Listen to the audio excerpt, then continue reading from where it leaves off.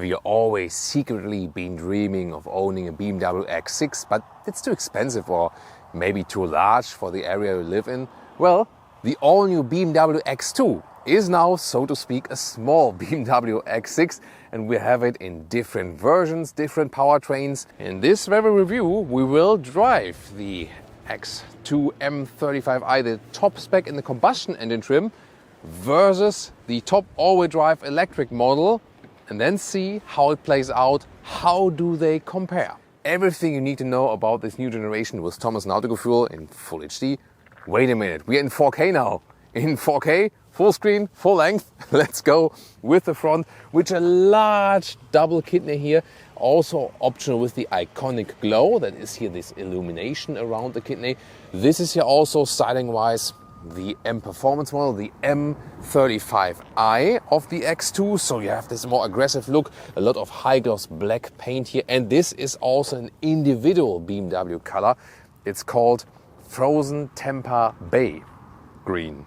Wow, yeah, that is definitely screaming out, isn't it? Then the headlamps, you can see these are with these blue accentuations, the optional adaptive LED lamps. Here the daytime running light on the outside, main headlamp unit on the inside, and more sporty accentuations that would also appear when you have the M Sport package. Then here, wheels. These are 20-inch wheels. Overall, the portfolio is 17 up to 21, but these ones are already really sporty. It will be very crucial if they deliver enough comfort, because suspension-wise, you get a base suspension or the adaptive M suspension. But I have to say, BMW, I found it a little bit misleading calling it adaptive M, because to me, an adaptive suspension is always adjustable from the inside. You can pick the sport mode and it gets stiffer, you go for comfort mode and it gets softer. That's not the case here actually. It is adaptive in the way of passive adaptive. They are frequency selective dampers. That mean they react on the different impact they get, like quick or soft, and then they automatically adapt. But that means you cannot adjust it.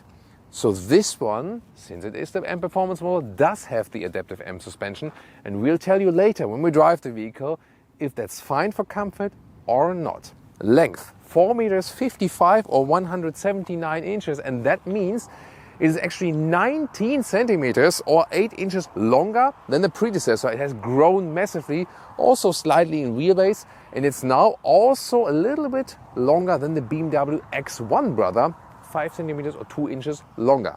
But the styling, you can see the X2 has always been about this coupe styling. It's way more stretched now in this very area, and a really strong hip area you can see right there. And yeah, I always love this frozen paint, especially because when you hug or pet the vehicle, you can hear that actually.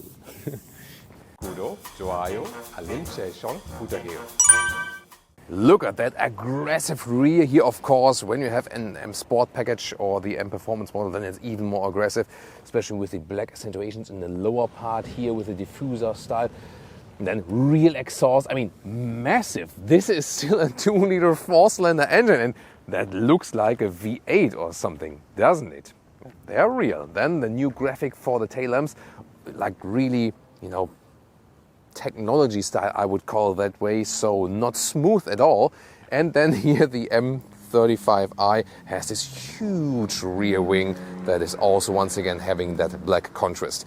Would you prefer rather a more subtle version, or do you like here the M35i style? Tell me in the comments. Ooh, turning indicators, look at that, how they replace the daytime running light, and they also have this pulsing effect like a heartbeat. Some actually do like that, but I've also read comments that some find this pulsing effect rather weird. What do you think? And in the rear, the indicators replace a part of the light. Quite fancy, isn't it?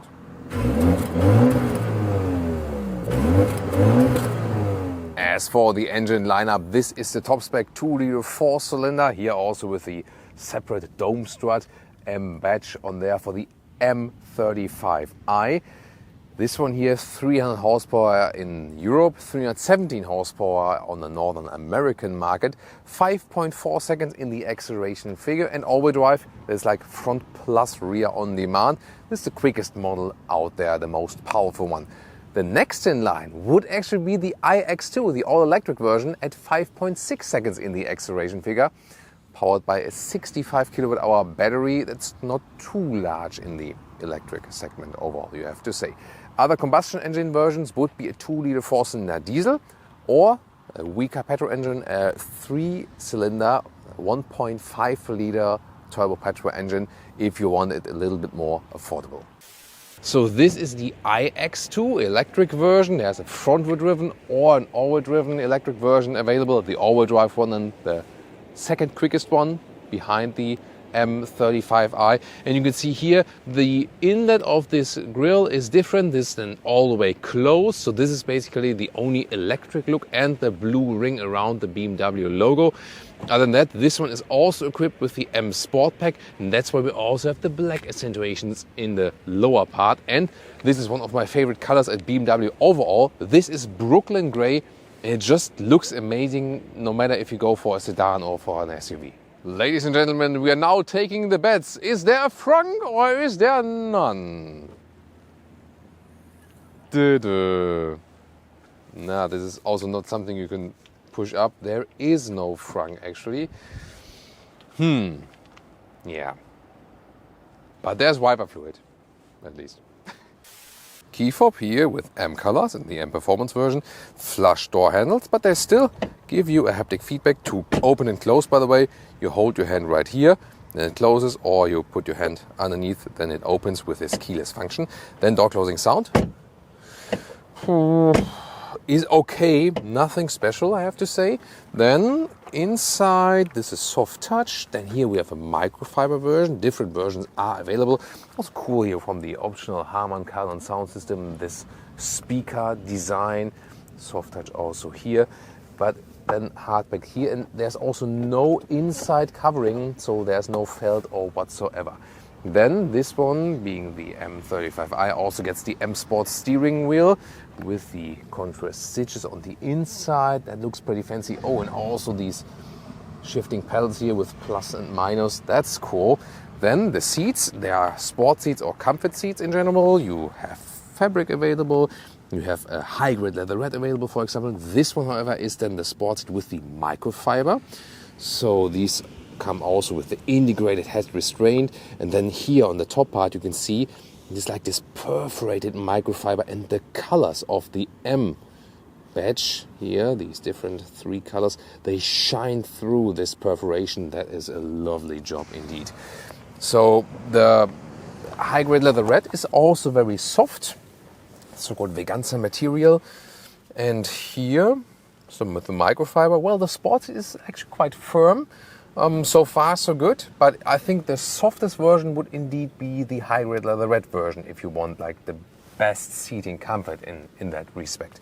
Steering wheel with a manual control, up and down, in and out, and also the whole process is also pretty smooth. I like that. And on the steering wheel, you still have real buttons to set the cruise control, for example, or here for the volume. I really prefer to have that. And headroom here without a panoramic roof, really a lot left with 189/602. Interior cockpit overview, 10.25 on the left, 10.7 screen on the right. Here, also with the microfiber inset as a deco element, but different deco elements are available here as well.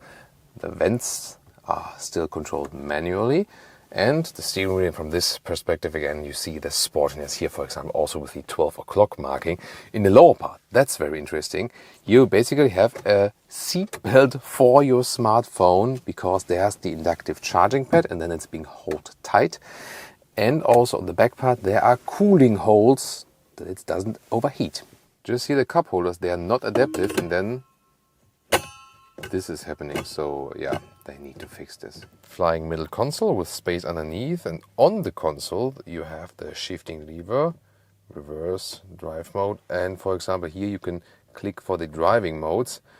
Glad to still at least have the manual volume jog. And I wondered, what am I supposed to put in here? Well, obviously not a smartphone, maybe a handkerchief? So the driving mode selection, you have to press in the middle console and then you have to switch and press in the screen to access the sport mode. But then this screen is staying. For example, then if you want to switch back to the GPS, you have to press nav again. Then you're back here, for example, at this navigation system. This is the car internal one. You can see it's actually quite responsive. This is OS 9 now actually, so a new software version for that. And we, for example, also have Apple CarPlay. There's a hotkey here in the lower part. There we go. This is the CarPlay integration. The Harman Kardon sound system, by the way, is pretty decent. That's a good, rich sound indeed. Very three-dimensional as well. So like that. And the rest of the BMW internal system here. So this is then the main menu with all the apps, and I think once again it's just an app overload. Like, where am I supposed to find what? Live vehicle is always good for like consumption and so on. Digital instruments, when the car is running, you can always select the content you want to see, but you can also switch the whole layout of that system here. For example, this more classic view like this, or then this half view maybe. And one of my favorite features is always that when you have Apple Maps in Apple CarPlay, you can also have it here, the view in the instruments. BMW is the only manufacturer to offer that so far, at least what I have seen, and really with the map integration. That works with Google Maps when you have Android Auto, but Google Maps in Apple CarPlay, that combination does not work like here. And there's also a head-up display. It's a rear one projected into the windscreen. Now to the rear compartment. First of all, rear door closing sound. I would say it's okay, nothing special. But what's special is that even in the rear doors, we have here the soft covering here. Then also these microfiber inserts in the M Performance version. Softer here, just in the very low part, it's hard pack. And then we also have the microfiber version and for the rear seats. It's being said, well, it's not being said, it's fact, it actually has a longer wheelbase, but does that translate into more legroom than before? So before we hardly had any legroom in the X2. Now it's not abundant, but you see here, when I put my knees in this recess, then it works with tall adults, even if a tall adult is driving. These sport seats, of course, are very voluminous as well. So, but then you have to put your knees like this a little bit. Like this would not work that well. And headroom exactly fits with 189, a 6'2", that's really close, but works.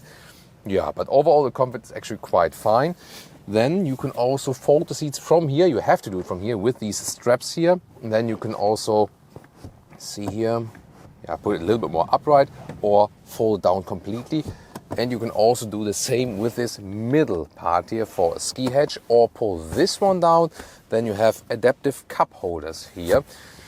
And in the middle console, you have two USB-C chargers. Middle part sitting is, that is close in every respect, so not to be recommended, rather for 4. To open the hatch here, you have to flip the logo. That looks quite fancy, doesn't it?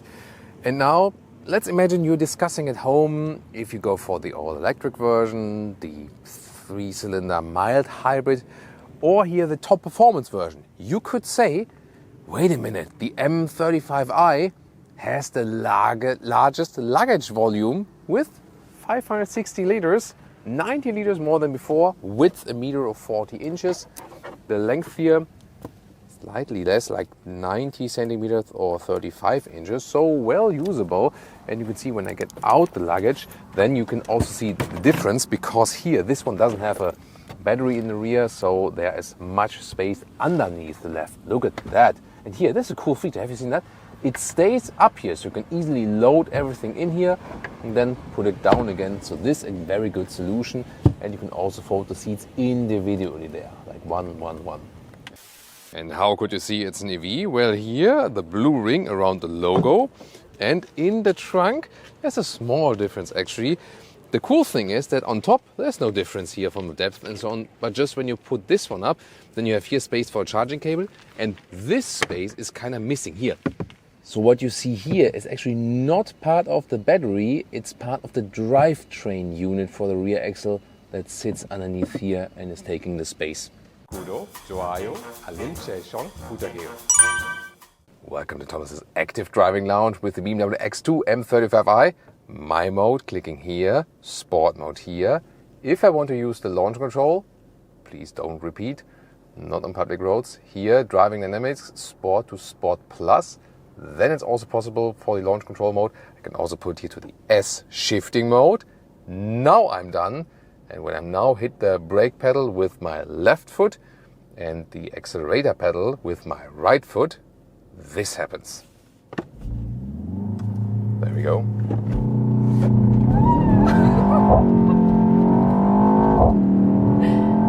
Whoop, that went quick. The only thing is that when I have the launch control active, then you cannot see that speed in the middle part, so that's a little bit irritating, at least to you as a viewer. So yeah, maybe that you can see the speed. I'll just slow down a little bit and make like this rolling start. Then you can see speed and how quickly it accelerates. So let's go again.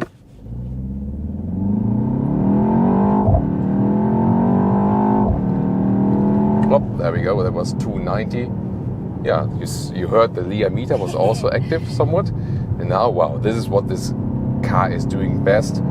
Driving sporty, it's compact, it's light in comparison to other bigger SUVs and so on. Wow, the steering here gives me a good feeling, way better, for example, in the BMW 3 Series. Good feeling for the whole vehicle. I know exactly what it's doing. Yes, it is always a front wheel bias, but there were also power sent to the rear wheels, and it feels so balanced. Suspension really sporty and stiff. Wow, really precise out of the corners as well. Nice sound. It's of course enhanced here from the speakers on the inside, but on a dynamic scale here, this is awesome. Adaptive M suspension here, which is, as I said earlier, not adaptive in the sense that you can change it in the screen. And yeah, I'm easily catching up to the Porsche there in front of me. Of course, yeah, he's not driving that fast. Yeah, I mean, the suspension is very stiff, but here the road is quite good, so that's fine. That's a lot of fun then, pretty cool. And yeah, the overall setup, I mean, you don't feel that you would be driving. I mean, I would rather feel driving like this one there in front of me. Is making space or what? Seems like. Yeah, probably wants to do some enjoy ride just with open top. Wow, overtaking process, a lot of fun. This is awesome. Again, the 20-inch wheels, suspension combo, really sporty and stiff, but for that here, it's ideal to do that. Woo! Yeah, but yeah, you feel that when now it's getting bumpy, and there it almost feels like you are being in an F1 car or something. So it will be really interesting, of course, how it will perform when we measure the comfort and stuff. But wow, the sporty side is just amazing. And also, if you compare the predecessor, this one here feels even sportier, although it is longer and has a slightly longer wheelbase. Well, if you go back here, personal mode, normal, shifting mode, and so on, everything is really calmed down, more silent. Then you can enjoy also these curvy bends in a calm style, and I really love that. So also just in normal driving mode here, the steering feedback is a little bit different, but still fine. The suspension, as I said, does not change.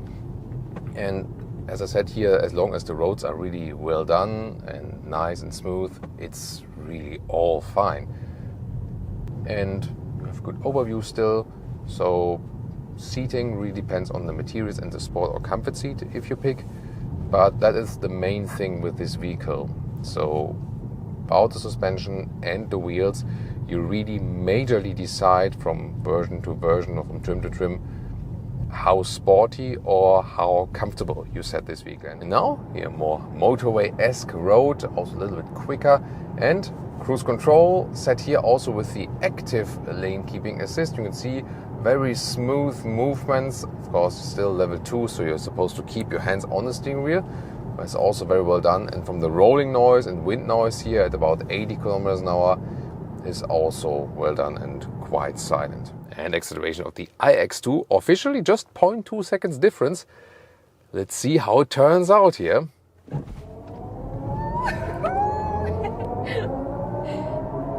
Plop, that's 90. Woo!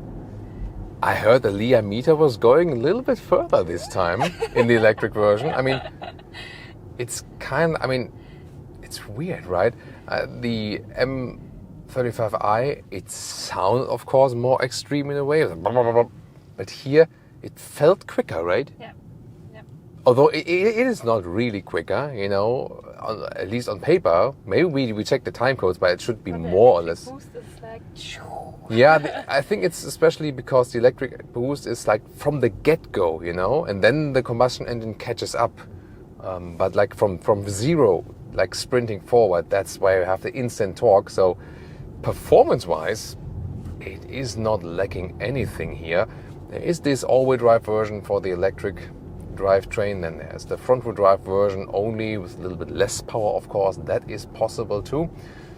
Yeah, but here in the all-wheel drive version, definitely I can say equal power, and it's also a lot of fun. It has the more or less same suspension. They didn't tune it to the very stiff mode they did for the M35i. So here they drawn the suspension, let's say, a little bit back. So they already have the adaptive M suspension here, both front axle with the frequency adaptive dampers, not to be adjusted here. But then again, they didn't go to the sportiest extent, and we have 20-inch wheels mounted here, and I feel there is indeed a slight difference. So whereas I would say that the M Performance model, really too rough. Oh, you can see here from the GPS also this augmented reality camera view. Two more things EV related. First of all, to the recuperation. So either you have the adaptive recuperation mode. That means when I lift my foot off the throttle and there's no one in front of me, then the car is just rolling. There's no regenerative braking. However, when I get closer to a vehicle in front of me, then there is recuperation, and I really feel that. The good thing is, it is adaptive according to the situation. The bad thing is not as predictable. Here, for example, now there's strong recuperation. I didn't use the brakes, and it's just adaptive. When I was freeway, nothing at all. To make it predictable and always hard regenerative braking, sorry about that, then here you go here to the B mode using the shifting pedal, and then lift my throttle foot here off, then it's always hard recuperation actually. And this is more predictable. Then again, it might put some more stress on the passenger. So this is always the thing to consider with electric. You have to be really gentle with your foot. With recuperation with the brake pedal itself, this is also kind of hard because this brake blending is not working perfectly. So I'm slightly on the brake pedal, not much is happening. When the real brakes set in, then it's a stronger braking, so you also need to get a feeling for that. When we compare the M35i against here the all-wheel drive iX2, this one here is the better ride. It feels like it would be more suitable to the vehicle. Yes, the M35i drives also excellent, no doubt about that, but this one here just feels better. It is as sporty, at the same time a little bit more comfortable, just feels as it would be the better overall package. But then again, the alternative would also be going for maybe the 3-cylinder petrol engine or the diesel or whatever, you know, whatever suits your lifestyle best, because here aren't we limited with the range? So the recharging is somewhat limited at 130 kilowatt peak, means 10 to 80% state of charge, 29 minutes for fast charging. But what about the range here of the iX2 today? Well, as for the efficiency, it was quite good in good conditions, 16 kilowatt hours on 100 kilometers. That's close to 4 miles per kilowatt hour. However, with more motorway mix in there, we rather got to 18, 19 kilowatt hours on 100 kilometers. That's more like 3.5 miles per kilowatt hour. So overall, that means in good conditions and with not too much high speed, we are at around 400 kilometers or 250 miles of real-world range.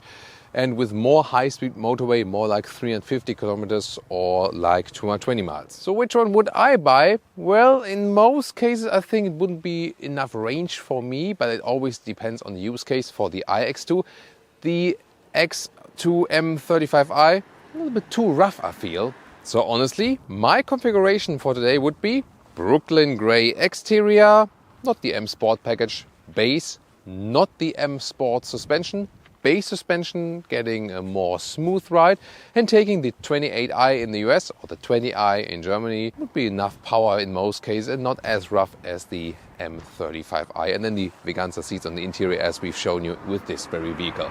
Well, which one would you go for? Which configuration? Tell me in the comments and tune in to the X1 and the Mini Countryman.